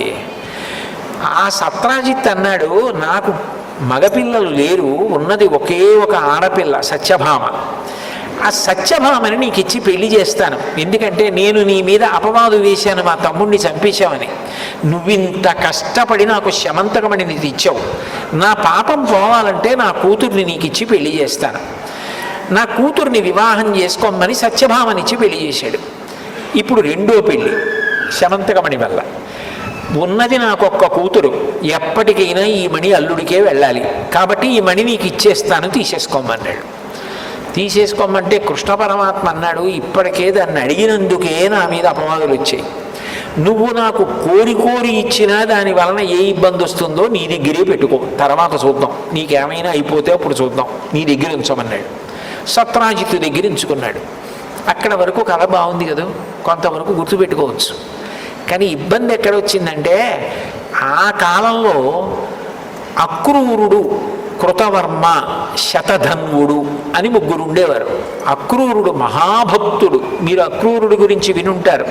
కంస సంహారానికి భాగవతంలో బలరామకృష్ణుల్ని తీసుకెళ్ళింది అక్రూరుడి, అంతటి మహాభక్తుడు అక్రూరుడు. అటువంటి అక్రూరుడు, కృతవర్మ, శతధన్వుడు, వీళ్ళు ముగ్గురు సత్రాజిత్తుని సత్యభామనిచ్చి పెళ్లి చెయ్యమని అడుగుతూ ఉండేవారు.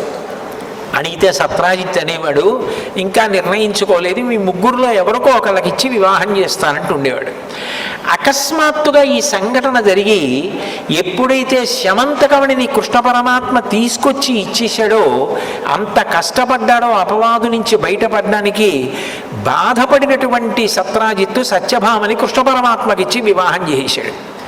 దాంతో వాళ్ళ ముగ్గురికి కోపం బయలుదేరింది. మాకిస్తానన్న సత్యభామని ఇవ్వకుండా కృష్ణుడికి ఇచ్చాడు అని అవకాశం కోసం ఎదురు చూస్తున్నారు. ఒకానొకప్పుడు పాండవుల్ని లక్క ఇంట్లో పెట్టి కాల్చేశారు అని చెప్పి వాళ్ళు దగ్ధమైపోయారని వార్త బయలుదేరింది. ఆయనకి తెలియదా కృష్ణ పరమాత్మకి వాళ్ళు బ్రతికి ఉన్నారని తెలుసు. కానీ ధృతరాష్ట్రుణ్ణి ఏదో సేద తీర్చడానికి పరామర్శించడానికి వెళ్ళినట్టుగా హస్తినాపురానికి వెళ్ళాడు. ఇదే అవకాశం, కృష్ణుడు లేడు ఊళ్ళో, ఇప్పుడే సత్రాజిత్తు మీద ప్రతీకారం తీర్చుకోవాలని అక్రూరుడు, కృతవర్మ, శతధన్వుడు ముగ్గురు సత్రాజిత్తు ఇంట్లోకి ప్రవేశించి ఆ శమంతకమణిని అపహరించారు. అపహరించిన తర్వాత ఈ శతధన్వుడు అన్నాయని ఇంకొంచెం దూరం వెళ్ళి ఆ సత్రాజిత్తుని సంహరించేశాడు. చంపేసి ముగ్గురు కలిసి పారిపోతున్నారు.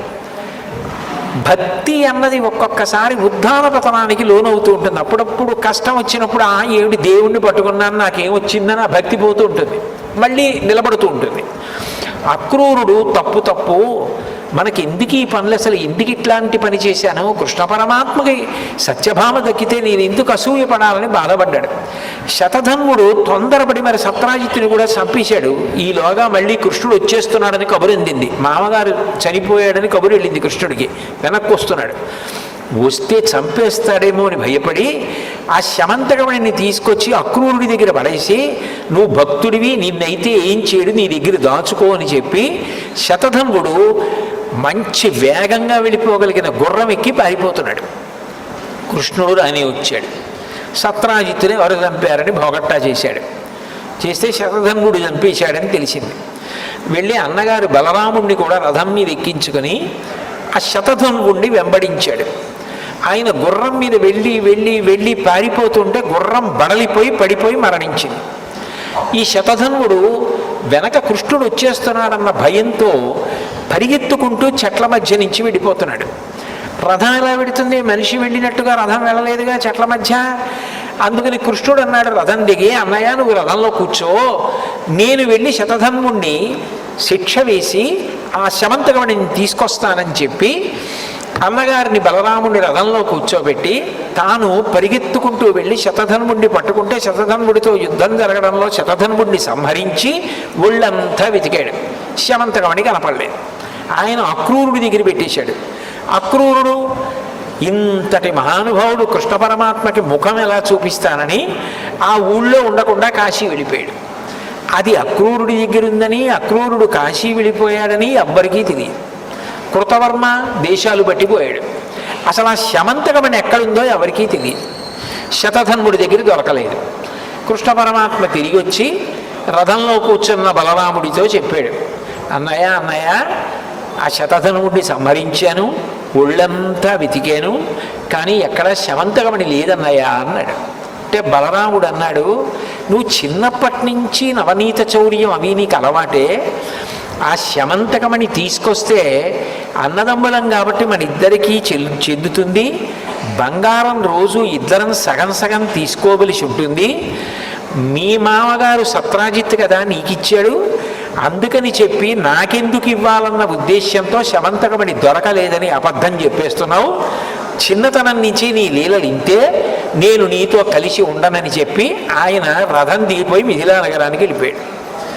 ఇదెక్కడి ప్రారంభం రా, ఈ శమంతకమణితో అనుకుని కృష్ణ పరమాత్మ అంతఃపురానికి దిగాలుబడి తిరిగి వచ్చాడు. సత్యభామకి అనుమానం బయలుదేరింది, జాంబవతికి అనుమానం బయలుదేరింది. అంటే సత్యభామ అనుకుంది, ఇది యథార్థానికి మా నాన్నగారు ఇచ్చారు అల్లుడికి, కానీ అంతకన్నా ముందు నిజానికి ఎవరిచ్చారు, జాంబవంతుడు ఇచ్చాడు.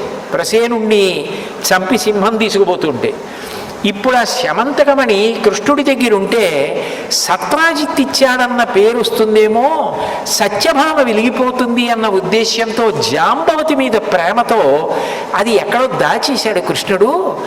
దాచేసి పోయిందని చెప్పేస్తున్నాడు. జాంబవతికి ప్రీతి చేయడం కోసమని మా నాన్నగారిచ్చారన్న మాట రాకుండా ఉండడం కోసం కనపట్టలేదని చెప్తున్నాడని సత్యభామ అనుకుంది.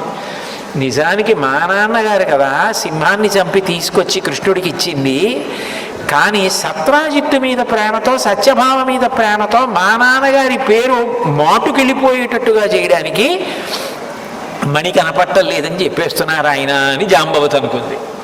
ఇటు భార్య జాంబవతి అనుమానించింది, అటు భార్య సత్యభామ అనుమానించింది. ఇటు అన్నగారు ఊరు వదిలిపెట్టి వెళ్ళిపోయాడు. ఊళ్ళో పౌరులందరూ మళ్ళీ మనం అనుకున్నాం కానీ కన్ను అలాగే ఉంది కృష్ణుడికి ఆ శమంతకమణి మీద. పట్టుకొచ్చినట్టే పట్టుకొచ్చి మళ్ళీ దాన్ని ఆయనే ఎత్తుకుపోయాడు అని మళ్ళీ వదంతి బయలుదేరి. అసలు ఇందులోంచి బయటికి ఎట్లా రావాలి? ఇది బయటికి రావాలంటే శమంతకమణి ఎక్కడుందో తెలియాలి. శమంతకమణి అక్రూరుడి దగ్గర ఉంది, అక్రూరుడు పట్టుకుపోయాడని ఊహించడానికి అవకాశమే లేదు. ఎందుకంటే ఆయన మహాభక్తుడు, ఆయన ఎత్తుకుపోయాడని ఎవరు అనుకోరు. ఆయన ఇప్పుడు ఈ కథకి ముగింపు ఎలా? ఈ సంకటం ఏమిటి నాకు? ఇందులోంచి అసలు ఈ ఇరుకులోంచి బయటికి ఎలా రావాలి? అన్నయ్య ఎప్పటికొస్తాడు? బయటికి వెడితే ఎవరు చూసినా నన్ను నింద చేసేవాళ్ళే. అంటే సంకటం అన్నది వస్తే ఎంత భయంకరంగా ఉంటుందో.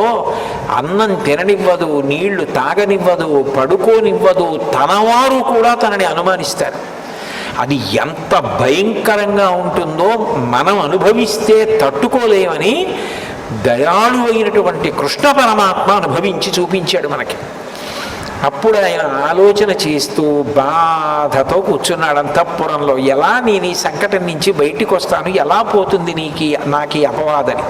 అసలు ఇంతకీ ఈ కథలో ఇప్పటి వరకు మీకు ఎక్కడైనా వినాయకుడు కానీ చంద్రుడు కానీ కనపడ్డా? ఇప్పటి వరకు కనపడరు శమంతకోపాఖ్యానాలు. అదో పెద్ద నారద మహర్షి వచ్చారు. వచ్చి కృష్ణ నువ్వు బెంగ పెట్టుకోవు, నువ్వు ఏ రోజున ప్రసేనజిత్తుతో కలిసి వేటకి వెళ్ళావో జ్ఞాపకం తెచ్చుకో అన్నారు. ఆయన బాగా జ్ఞాపకం తెచ్చుకొని గుర్తొచ్చింది, భాద్రపద మాసంలో శుక్లపక్షంలో చతుర్థి తిథి నాడు వెళ్ళాను. అదే నీ కొంప ముంచేసింది. ఆ రోజు చీకటి పడిన తరువాత నువ్వు ప్రసేనుడితో పాటుగా తిరిగి వస్తున్నప్పుడు తల ఎత్తి చంద్రబింబాన్ని చూశావు. చంద్రబింబాన్ని చూసిన కారణం చేత నీకు అపనిందలు రావాలి, అందుకని ఇంత సంకటంలో పడిపోయావు. అంటే ఏమీ తెలియని వాడిలా కృష్ణుడు అన్నాడు, చవితినాడు చంద్రుణ్ణి చూస్తే అపనిందలు ఎందుకు వస్తాయి అని అడిగాడు. అడిగితే దానికొక కథ ఉందని కథలో కథ. అప్పుడు నారదుడు చెప్పాడు, భాద్రపద శుక్ల చతుర్థి నాడు వినాయక స్వామి వారి యొక్క ఆవిర్భావం, వరసిద్ధి వినాయకుడు అంటారు. మీరు చూడండి, వర శబ్దం వేశారనుకోండి, ఇక ఇది అది అని లేదు, ఏదైనా అని దాని లక్షణం. శ్రేష్టమైన, అధికమైన అని. చూడండి, శ్రీ సూక్తం చిట్ట చివరిలో లక్ష్మీదేవి అనుగ్రహాన్ని చెప్తుంది మంత్రం. 6 లక్ష్ముల్ని చెప్తుంది వేదం. సిద్ధలక్ష్మీర్, మోక్షలక్ష్మీర్, జయలక్ష్మీ, సరస్వతి, శ్రీర్లక్ష్మీర్, వరలక్ష్మీశ్చ ప్రసన్నా మమ సర్వదా అంటుంది. 6వది వరలక్ష్మి. వర అంటే శ్రేష్టమైన, ఇక అది ఇది అని లేదు, ఏదైనా ఇవ్వగలిగిన స్వరూపం. అదే శ్రావణ మాసంలో చేసేటటువంటి వరలక్ష్మి వ్రతం. అటువంటి వరసిద్ధి వినాయక, ఏదైనా ఇవ్వగలిగినటువంటి గొప్ప శక్తివంతుడుగా విఘ్నేశ్వరుడు ఆవిర్భవించాడు. అలా ఇవ్వాలంటే ఏం చేయాలి? మనలో తప్పులు చూడడం మొదలెట్టాడు అనుకోండి, ఇవ్వలేడు.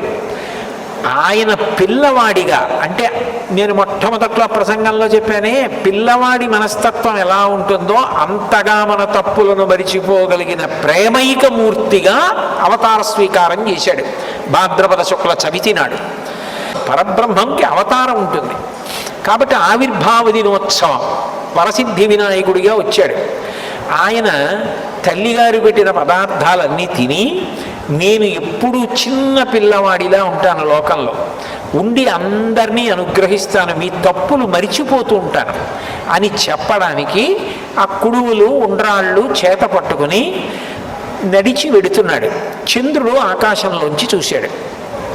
చూసి ఆయన అనుకున్నాడు, ఎంత వికారంగా ఉన్నాడు ఈ పిల్లాడు, ఏనుగు ముఖం, ఒకటే దంతం, పెద్ద బొజ్జ, పొట్టి కాళ్ళు, మరుగుజ్జు స్వరూపం అని అనుకుని పెద్ద నవ్వు నవ్వాడు.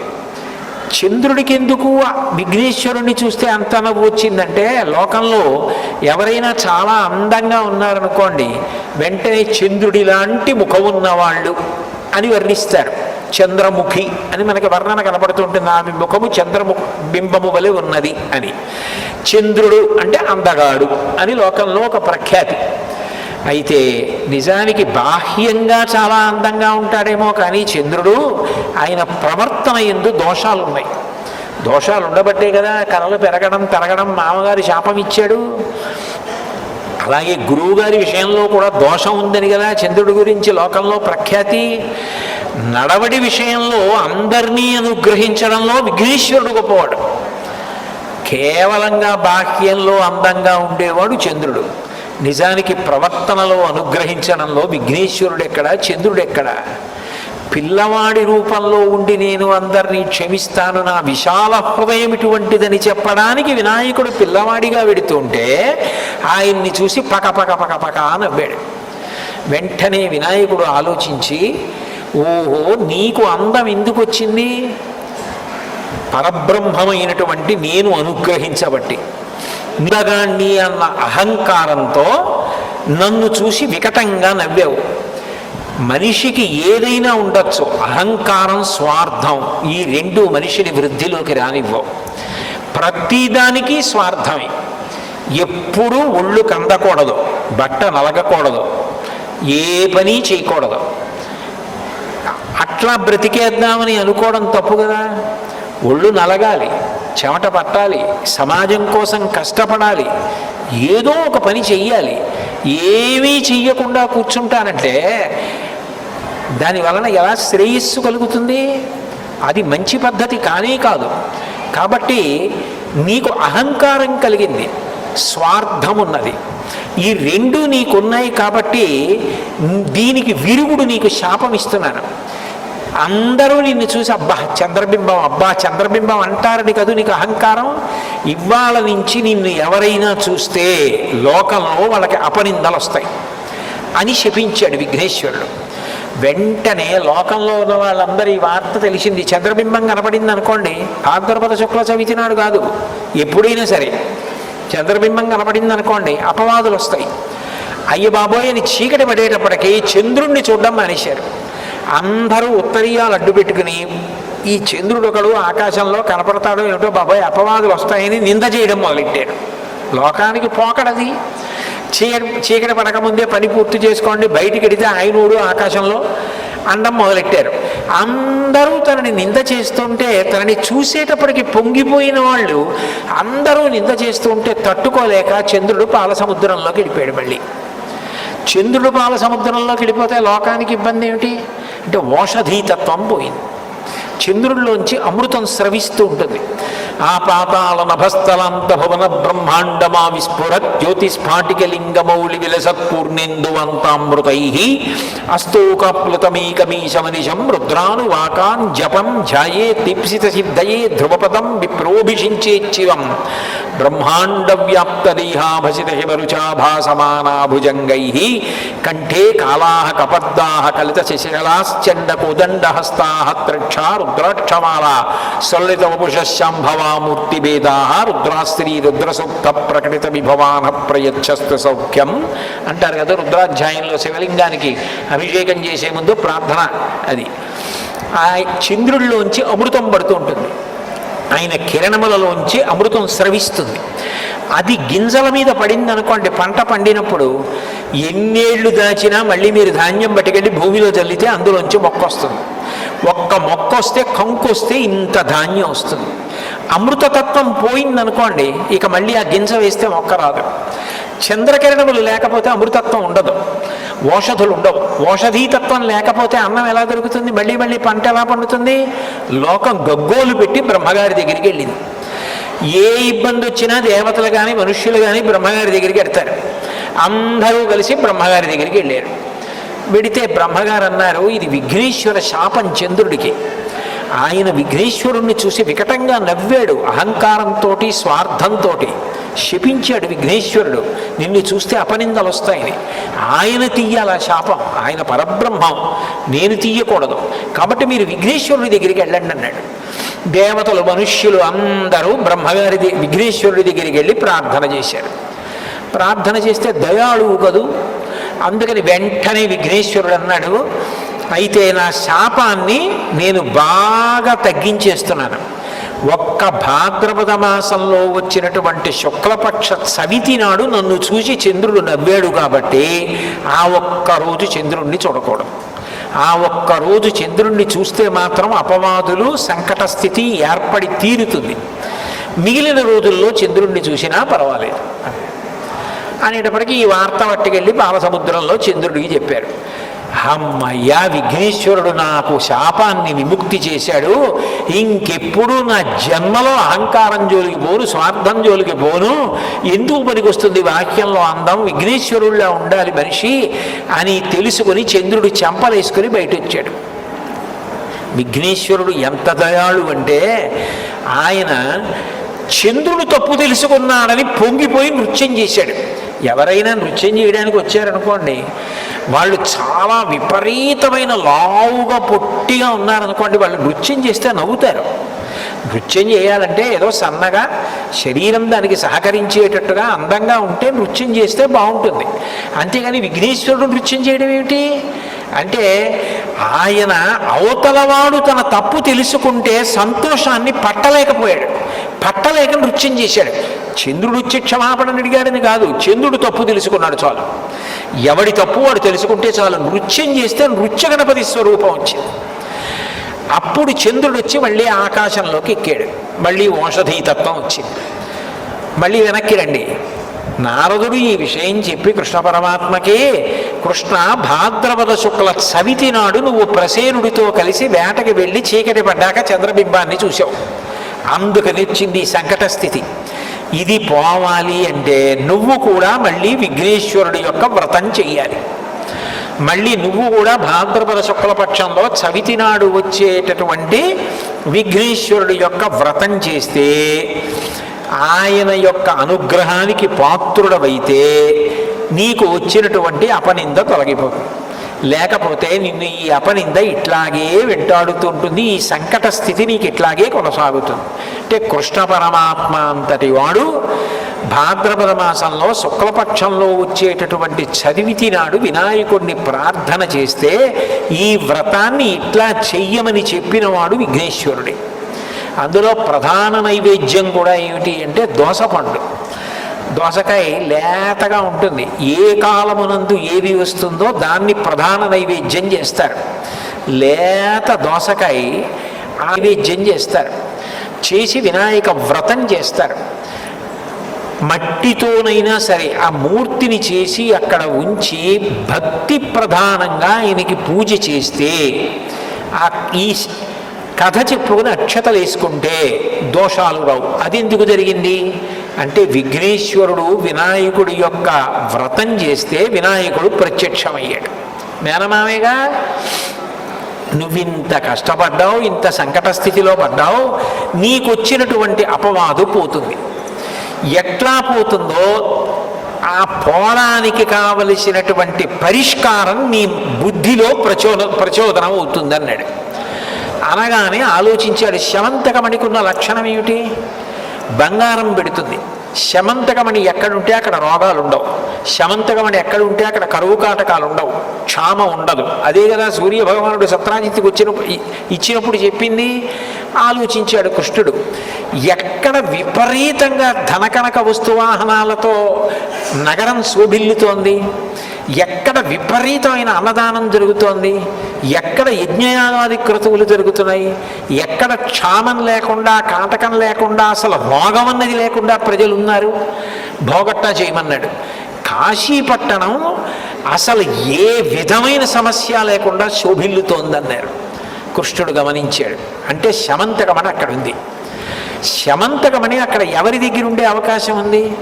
బాహ్యమునందు లోపల కూడా శౌచమున్నవాడెవరో ఉన్నాడు, ఆయన దగ్గర ఉండే అవకాశం ఉంది. అప్పుడు గుర్తొచ్చింది, అక్రూరుడు ఎక్కడున్నాడు పోగొట్టా చేయమన్నారు. మహాభక్తుడు కాబట్టి అక్రూరుడి దగ్గర ఉంటుంది. అక్రూరుడు శతధన్వుడు కృతవర్మ స్నేహితులు కాబట్టి శతధన్వుడు అక్రూరుడికి ఇచ్చి ఉంటాడు మణి. అక్రూరుడు అక్కడ ఉన్నాడేమో చూడండి అన్నారు. అంటే అక్రూరుడు ఉన్నాడని తెలిసింది. కృష్ణ పరమాత్మ అక్రూరుడిని ద్వారకా నగరానికి రమ్మని కబురు చేశారు. ఒకనాడు తప్పు చేసి ఊరు వదిలిపెట్టి వెళ్ళిపోయాను, నా స్వామి నన్ను పిలిచారు, నాకు ఇంతకన్నా ఏం కావాలని శమంతకవణిని తీసుకుని అక్రూరుడు పరిగెత్తుకుంటూ ద్వారకా నగరానికి వచ్చాడు.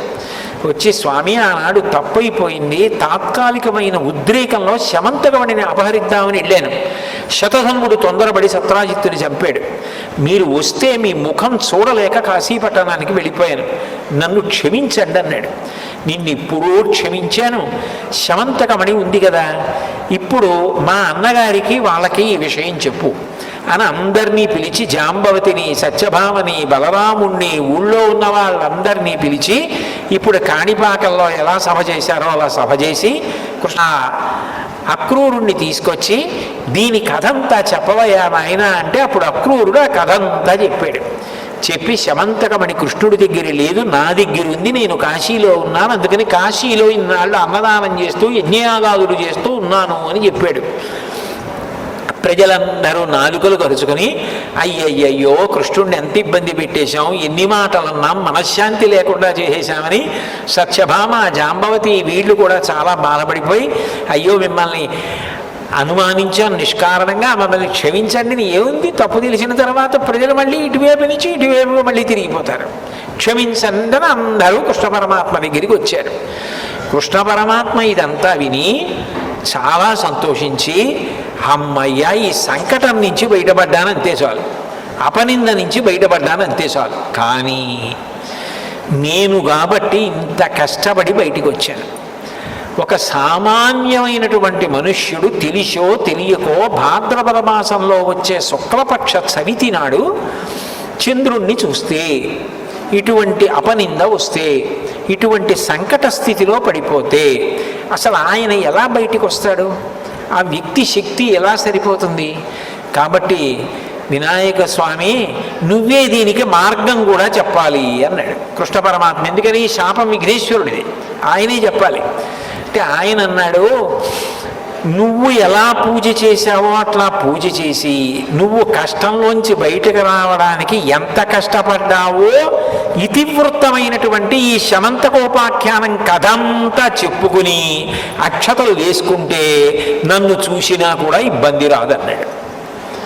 చంద్రుడిని చూసినా కూడా ఇబ్బంది రాదు అని వినాయకుడు శాపావకాశం ఇచ్చాడు.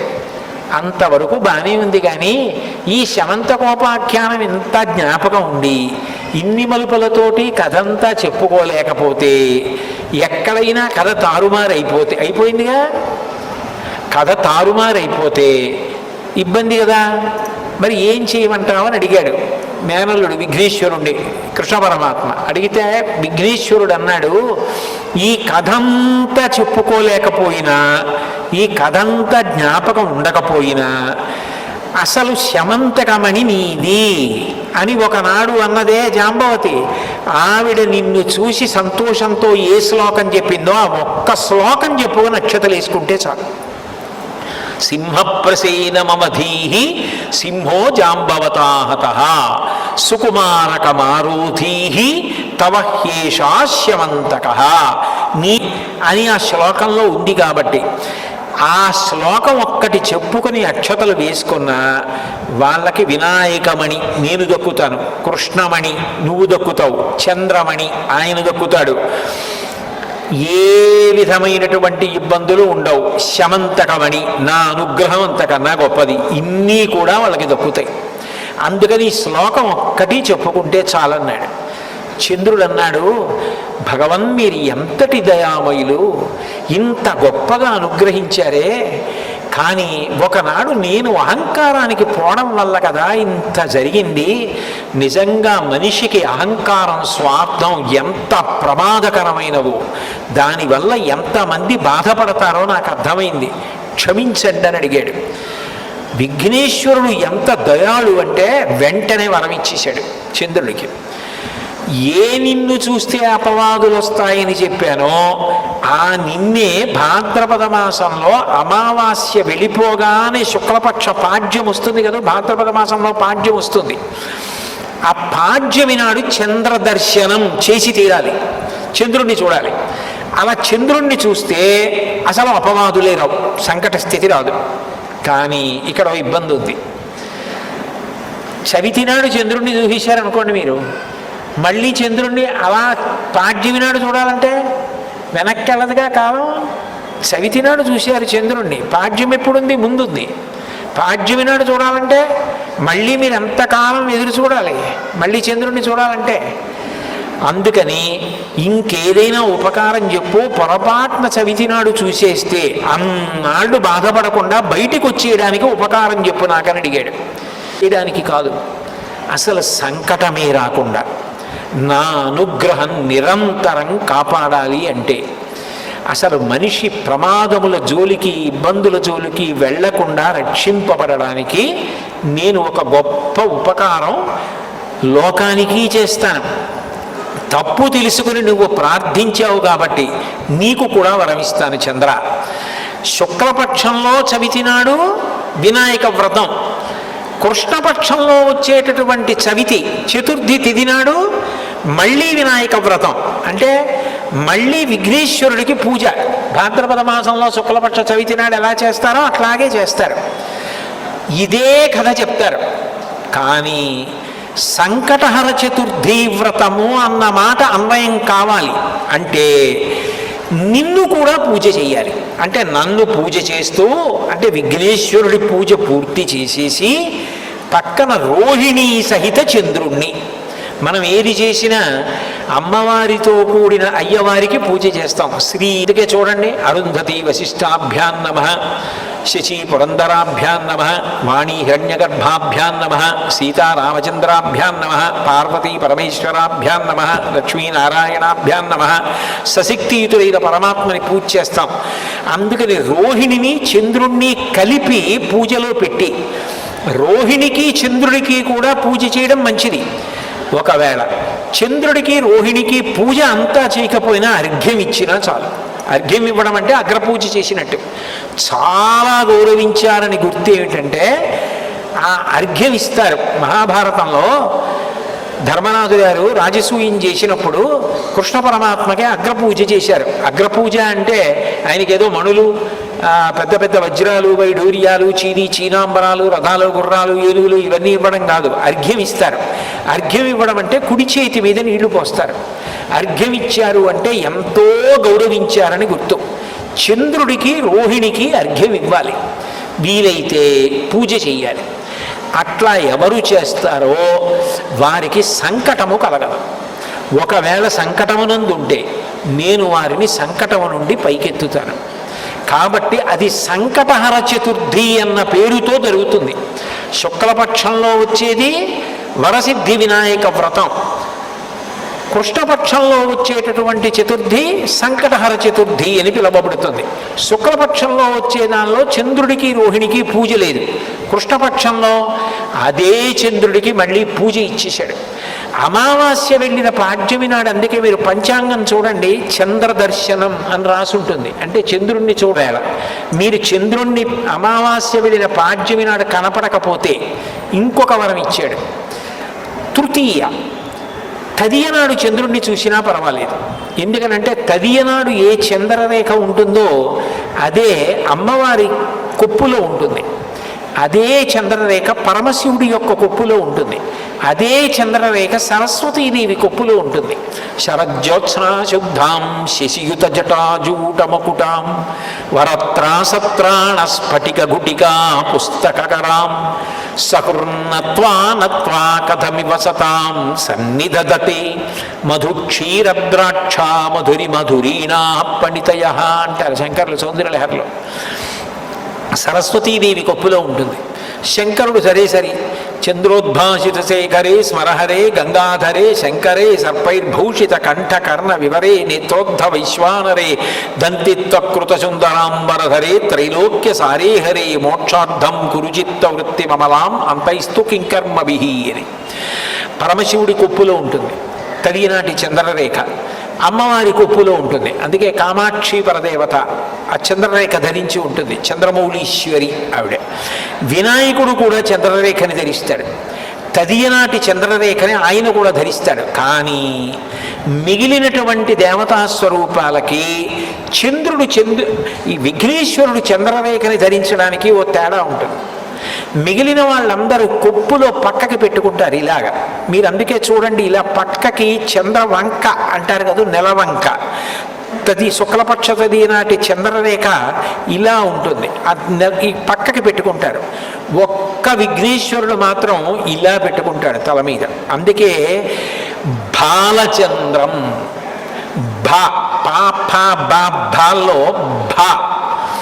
అందుకే సుముఖశ్చైకదంతశ్చ కపిలో గజకర్ణక లంబోదరశ్చ వికటో విఘ్నరాజో గణాధిప ధూమకేతుర్గణాధ్యక్ష బాలచంద్రో గజానన. బాలచంద్రో, ఒక్కొక్కసారి బాలచంద్రో అంటుంటారు, దోషమేం కాదు. ఇలా పెట్టుకుంటాడు విఘ్నేశ్వరుడు ఒక్కడే. ఎందుకు అట్లా పెట్టుకుంటాడంటే, ఈ వరం ఇచ్చింది నేనే. భాద్రపద శుక్ల పాడ్యమి నాడు చంద్రదర్శనం అంత గొప్పదని నిర్ణయించింది నేనే. అది కనపడకపోతే తదియనాటి చంద్రరేఖని మీరు పార్వతీ పరమేశ్వరుడు, సరస్వతీదేవి, విఘ్నేశ్వరుడు యొక్క శిరోభాగమునందు చూడవచ్చు. ఆ చంద్రవంకని చూద్దాం. అందుకే సశాస్త్రీయమైనటువంటి విఘ్నేశ్వరమూర్తికి ఇలా చంద్రవంక ఉండి దర్శనం చేస్తే అది సర్వోత్కృష్టమైనటువంటి దర్శనం, అంత గొప్ప దర్శనం అటువంటి చంద్రవంకతో విఘ్నేశ్వరుడు ఉండడం. కాబట్టి ఈ కృష్ణపక్షంలో వచ్చేటటువంటి చతుర్థి తిథి నాడు సంకటహర చతుర్థి. అందున ఈ క్షేత్రం కాణిపాక క్షేత్రం. ఇక్కడ స్వయంభూగా విఘ్నేశ్వరుడు వెలిసిన క్షేత్రం.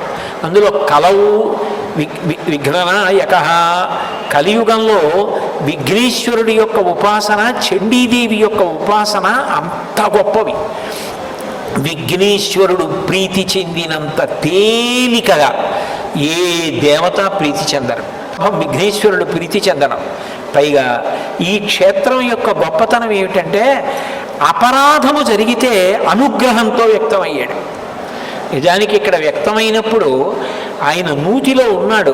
మరి ఈ ప్రాంతం యొక్క గొప్పతనం ఏమిటో కానీ, ఇక్కడ పక్కనే షేన్పెక్కం అనే ఒక క్షేత్రం ఉంది. అక్కడ కూడా విఘ్నేశ్వరుడి మించి రథం వెళ్ళినప్పుడు రథచక్రాలు తగిలి తల పగిలి ఎత్తురు పైకి వచ్చింది. ఇక్కడ కూడా అంతే. ఆయన నూతి లోపల ఉండగా తెలియక సరి అయినటువంటి శరీర స్థితి లేక, అంటే కళ్ళు లేక, మాట్లాడలేక, వినలేక, ఆ వైక్లభ్యంతో ఇబ్బంది పడుతున్నటువంటి సోదరులు తెలియక గుణపం పెట్టి కొట్టినప్పుడు ఆ తల మీద తగిలి కన్నం పడి నెత్తురు పైకి లేచింది. చిత్రం ఏమిటంటే, వాళ్ళు తెలియక చేసిందే తప్ప తెలిసి చేసింది కాదు. అక్కడ వినాయకుడు ఉన్నాడని వాళ్ళకి తెలియదు. వాళ్ళు భగవంతుణ్ణి నమ్మి నమస్కరించి వరదరాజస్వామి దర్శనం చేసుకుని ఊరంతా క్షామం వస్తే మనం నమ్ముకుని నూతినేళ్లతో వ్యవసాయం చేసుకుని ఇక్కడే ఉండి బతుకుదాం అనుకున్న వాళ్ళు సోదరులు. వాళ్ళు భగవత్ ప్రార్థన చేసి మొదలుపెట్టారు ఆ నుయ్యి తవ్వడం. వాళ్ళకి భక్తి ఉంది, వాళ్ళు అపచారం చేయలేదు, వాళ్ళకి తెలియదు, తెలిసే అవకాశం కూడా లేదు. పాపం ఒక ఆయనకి కళ్ళు లేవు ఆ సోదరుల్లో. ఆ గుణపం తగిలి నెత్తురు వచ్చింది. నిజానికి అపచారం కదా, అపరాధం కదా, వాళ్ళకి తెలియదు కదా. కానీ వాళ్ళు భగవంతుణ్ణి నమ్మి కదా ప్రార్థన చేసి తవ్వడం మొదలుపెట్టారు. ఆయన నెత్తురు తగిలితే తగలగానే మాటలు లేని వాడికి మాటలు వచ్చాయి, వినలేని వాడికి వినికిడి వచ్చింది, మాట లేని వాడికి మాట వచ్చింది. కానీ అయ్యో భగవన్మూర్తి నుండి రక్తం స్రవించడమా అని బాధపడి వెంటనే చుట్టుపక్కల ఉన్న వాళ్ళందరూ బయలుదేరి వచ్చి ఎన్ని కొబ్బరికాయలు కొట్టారంటే అట స్వామికి 1.5 ఎకరాల నేల కొబ్బరి నీటి ప్రవాహంతో నిండిపోయింది. అందుకని కాణి అంటే 1.5 ఎకరాల భూమి. ఆ భూమిలో పారినటువంటి ఈ నారికేళ జలం, కొబ్బరి నీరు, అది నెత్తుటిని కడిగింది. అందుకని ఇది కాలాంతరమనందు కాణిపాక క్షేత్రమైంది. అంటే అంత గొప్ప అనుగ్రహమూర్తి. అందరూ అంత లోపలికి చూడరేమో అనుకున్నాడు, ఇది నిజమేనా అనుకుంటారు అనుకున్నాడు. ఈ స్వామి అంత వైభవాన్ని అనుమానం ఉండకూడదనుకున్నాడు. ఏటేటా ఏటేటా ఆయన పెరుగుదల స్పష్టంగా కనపడుతోంది.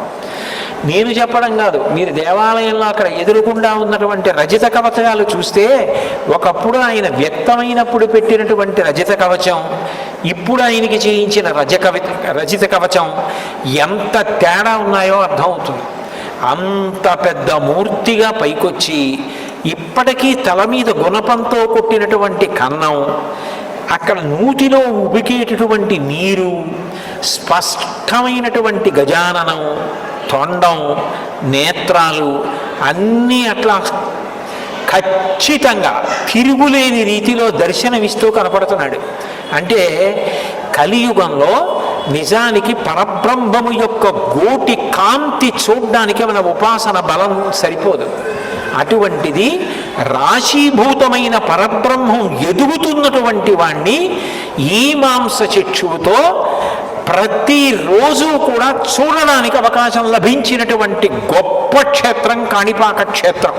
పైగా కలియుగంలో ఎవరి ఉపాసన జరగాలో అటువంటి విఘ్నేశ్వరమూర్తి వ్యక్తమైనటువంటి క్షేత్రం, పరమదయాళు అయినటువంటి స్వామి. అటువంటి స్వామి సన్నిధానంలో ప్రతి కృష్ణపక్ష చతుర్థి నాడు కూడా సంకటహర చతుర్థి వ్రతాన్ని చేసుకోగలగడం, ఒక్కసారి సంకటహర చతుర్థి వ్రతాన్ని ఇక్కడ చేసుకోవడం, విఘ్నేశ్వరానుగ్రహంగా ప్రసాదంగా అక్షతలు వేయించుకోవడం ఎంత గొప్ప విషయం. ఎంతో శాస్త్ర పండితులు, ఉద్దండులు, సుస్వరంతో మంత్రం చెప్పగలిగినటువంటి పరమ ప్రేమైకమూర్తులైనటువంటి వేద విద్వాంసులు ఉన్నారు.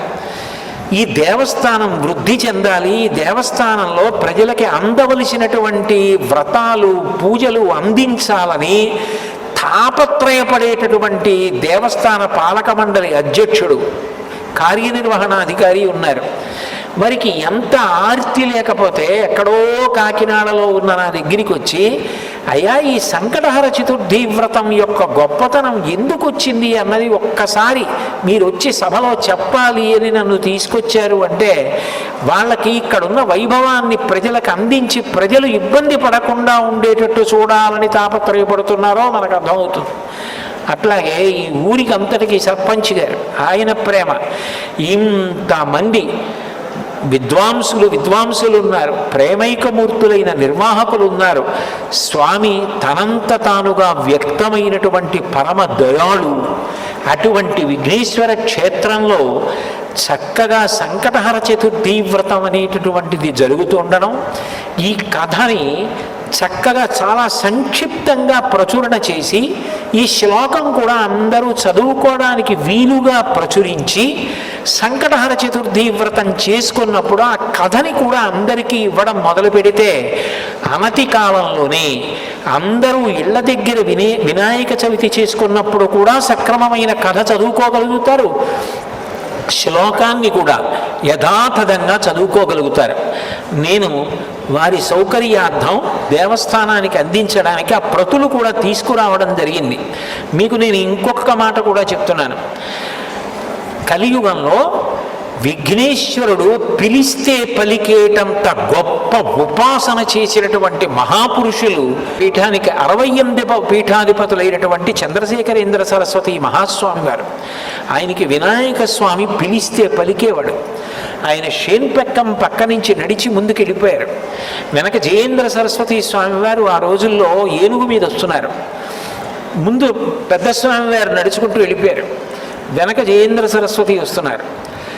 షేన్పెక్కం దగ్గరికి వచ్చేటప్పటికీ ఆ ఏనుగు చాలా కోపంతో గిర్ర గిర్ర గిర్ర గిర్ర తిరగడం మొదలెట్టింది. చుట్టుపక్కల ఉన్న వాళ్ళందరూ పారిపోయారు. ఆయన ఒక్కరూ మాత్రం ధైర్యంగా అలాగే ఏనుగు మీద కూర్చున్నారు. ఆ ముందుకు పరిగెత్తుకుంటూ వెళ్ళి పెద్ద స్వామి వారికి చెప్పారు, ఇలా జరిగింది, ఎందుకు జరిగిందో తెలియదు, ఏనుగు గిరగిరా తిరుగుతోందని. ఏనుగు గిరగిరా తిరుగుతోంది అని చెప్తే వెంటనే ఆ పెద్ద స్వామి వారు చంద్రశేఖరేంద్ర సరస్వతి స్వామి వారు, ఓ క్షేత్రంలో స్వామిని దర్శించకుండా ముందుకు వచ్చాను, అందుకు ఏనుగు గిరగిరా తిరుగుతోంది, 101 కొబ్బరికాయలు కొట్టండి అన్నారు. 101 కొబ్బరికాయలు కొట్టారు. కొట్టగానే ఏనుగు నిలబడింది. జయేంద్ర సరస్వతి స్వామి వారు ప్రశాంతంగా ముందుకు వెళ్ళిపోయేవారు. పిలిస్తే పలికేవారు మహాస్వామి వారికి. మహాస్వామి వారు చేసినటువంటి అనుగ్రహ భాషణాల్లోంచి ఇవాళ నేను చేసిన ప్రసంగంలో 95% అదే. ఎందుకు అట్లా చెప్పాను అంటే, ఏ మహానుభావుడికి విఘ్నేశ్వరుడు పలికాడో ఆయన మాటల సంకలనంగా నేను మాట్లాడాను. అంత గొప్ప వినాయక స్వామి, అటువంటి స్వామి పిలిస్తే పలికే క్షేత్రం కాణిపాక క్షేత్రం. నిజంగా మనందరం కూడా ఆనందంతో పొంగిపోవాలి. యావత్ భారతదేశంలో ఇంత గొప్పగా వినాయకుడు పిలిచిన క్షేత్రం ఇంత అనతి కాలంలో వృద్ధిలోకి వచ్చింది. ఏడాదికి స్వామి పెరుగుతున్నారు. ఏడాదికి కనపడుతోందంటే ప్రతిరోజు పెరుగుతున్నారు. అటువంటి స్వామికి ఈ సంకటహర చతుర్థి వ్రతం కూడా బాగా విస్తృతంగా ప్రారంభమై అందరికీ అందుబాటులోకి వచ్చి అందరూ అభ్యున్నతిని పొంది ఎవ్వరూ సంకటంలో ఎందు పడవలసిన అవసరం లేకుండా వినాయకుడి యొక్క అనుగ్రహము చేత అందరూ సంతోషంగా ఉండాలని, మహాస్వామి వారి ఆశీస్సులు అందరికీ అందాలని, అందరూ సంతోషంగా ఉండాలని నిజానికి నేను వేళకాని వేళలో ఈ ప్రవచనం చేశాను. యథార్థానికి సాయంకాలం 6:30కి నేను ప్రవచనం చేస్తా, ఉదయం వేళ చెయ్యను. ఎక్కడో ఏదో కళాశాలల్లో పిల్లల్ని వాళ్ళని ఉద్దేశించి. కానీ ఇవాళ నాకు ఉన్నటువంటి కొంచెం ఒత్తిడి దృష్ట్యా పొద్దున్న మాట్లాడడం జరిగింది. నేను ఉదయం వేళ మాట్లాడడానికి వచ్చినా మీరు ఇంతమంది ఇంత ప్రేమతో వచ్చి కూర్చున్నందుకు, అంత శ్రద్ధతో ఒక్కరి మాట వినపడకుండా విన్నందుకు మీ అందరికీ కూడా వినాయక స్వామి యొక్క పరిపూర్ణమైన అనుగ్రహం లభిస్తుందనడంలో నాకు ఏ విధమైన సందేహం లేదు.